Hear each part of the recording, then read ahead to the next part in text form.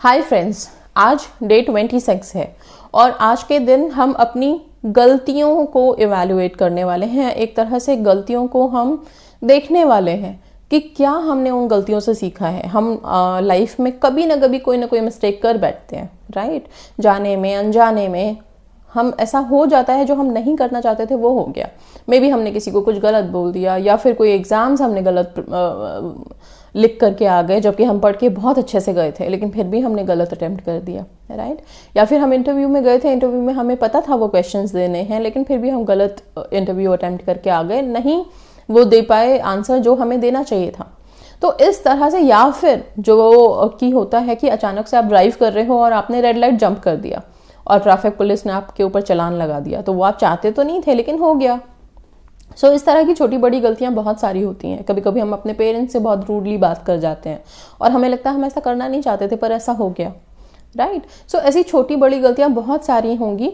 उनमें से कोई भी आप एक तो पहले अपनी जितनी भी आपने, अगर लगता है कि आपने बहुत सारी गलतियां की हैं या बहुत सारी चीज़ें आपको याद है कि यार मुझे ऐसे नहीं करना चाहिए था, तो उनको आप एक लिस्ट बना लीजिए। एक लिस्ट बना लीजिए, एटलीस्ट अगर 10 हो तो ठीक है, 2 हो 3 हो, जितनी भी हैं उनकी लिस्ट बनाइए। उसमें से एक गलती को निकालिए, ओके। ये रिलेशनशिप वालों के लिए, कई दफ़ा जिन्हें लगता है कि हमें बहस नहीं करनी चाहिए थी, लड़ाई नहीं करनी चाहिए थी, इस लड़ाई की वजह से हम ब्लॉक हो गए, कॉल्स नहीं आ रहे, कुछ नहीं हो रहा, तो उन लोगों के लिए है, वो भी कंसिडर करेंगे। अब अपनी इन सारी गलतियों में से एक गलती को उठाइए, कोई सी भी एक ऐसी चीज़ जो आपको लगे कि ये मुझे नहीं करना चाहिए था, उसको उठाइए। अब उस गलती के अगेंस्ट आपको क्या लिखना है? आपको वो 10 ब्लेसिंग्स लिखनी है, आपको वो 10 चीज़ें लिखनी है जिसके लिए आप थैंकफुल हैं। मतलब अगर मान लीजिए कि रोड पे आपने ट्रैफिक लाइट जंप किया, रेड लाइट जंप किया और आगे जाके आपका चालान कट गया, तो अभी आप किस चीज़ के लिए थैंकफुल हो सकते हैं?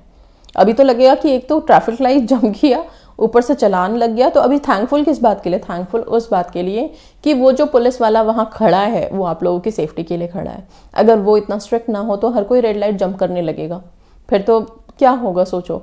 हाँ, ये मन में मत रखना कि वो तो अपना चालान काटने के लिए खड़ा है, या जो भी वो जो करने के लिए खड़ा है, पर एक पॉइंट ऑफ उससे देखिए कि वो खड़ा तो आप लोगों की सेफ्टी के लिए है ना, वो रूल्स के लिए खड़ा है, रेगुलेशंस के लिए खड़ा है, तो इसलिए उसके लिए थैंकफुल होइए। आप बहुत स्पीड में गाड़ी चला रहे थे, अगर शायद चालान नहीं करता या वो आपको हाथ नहीं देता तो आपकी स्पीड कम नहीं होती। स्पीड कम नहीं होती तो आपको पता है फास्ट, इतनी तेज़ स्पीड में कुछ भी हो सकता है।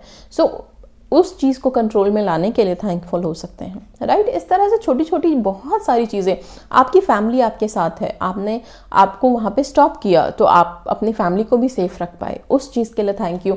इस तरह से करके बहुत सारी चीज़ें आप ढूंढ सकते हैं, राइट। तो जितनी भी पॉइंट्स आपको समझ आ रहा है वो सब लिखिए। अब जैसे रिलेशनशिप में आपने झगड़ा किया, तो अब किस चीज़ के लिए थैंकफुल हो सकते हैं? आप सबसे पहले थैंकफुल होंगे कि मेरा रिलेशनशिप इतना स्ट्रांग, इतना ब्यूटीफुल है, ओके, कि हम एक दूसरे से फिर भी फाइट तो कर सकते हैं ना। हम लड़ते उन्हीं से हैं जिनसे हम प्यार करते हैं, जिन पे हक होता है, किसी और से नहीं।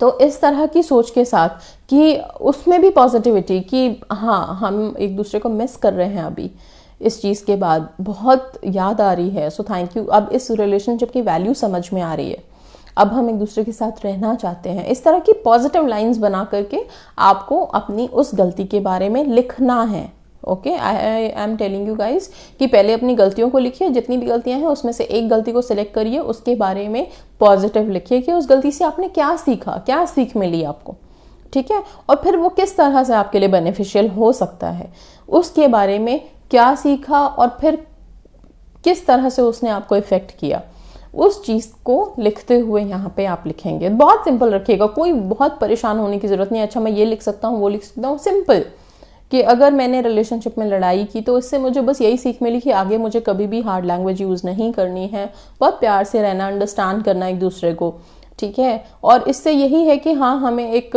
टाइम मिला एक दूसरे को समझने का, राइट। और इतना स्ट्रांग है हमारा रिलेशनशिप कि इस बहस के बाद भी हम एक दूसरे के लिए सोच रहे हैं, कोशिश कर रहे हैं, इस तरह की चीज़ें। आई होप आप लोग समझ चुके होंगे। तो बस सिर्फ इतनी सी एक्टिविटी है आज की।